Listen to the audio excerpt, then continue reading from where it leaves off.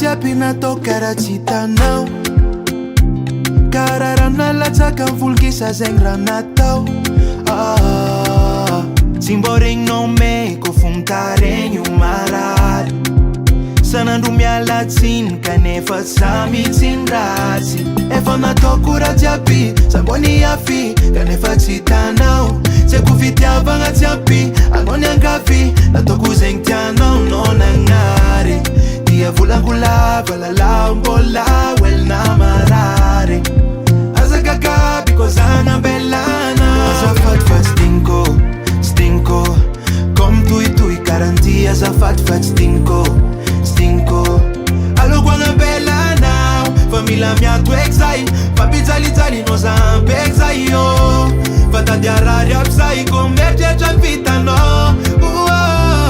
Ekeko hoe sarotra ny miala, fa agnaty tokantragno zegny ko miviadagna. Fa koa fitiavagna efa matoky mialagna, so ndraiky andeha hanimba saigny fofagna. Fa zaza miagnatsiny ko andeha hiala lavy davitrany lakiny. Na tsara fitiavagna sarotra ny miafy, aloko mihitsy alongany magnadigno.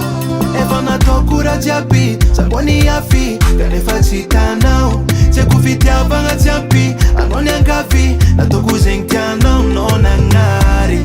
Dia volango lava lalao mbola welna marary.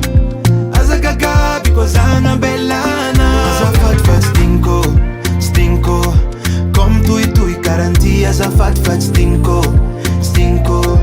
Aloko agnambelana fa mila miato eky zay, fa mpijalijali no za ampeko zay yo. Fa tady arary aby zay ko mieritreritra ny vitanao.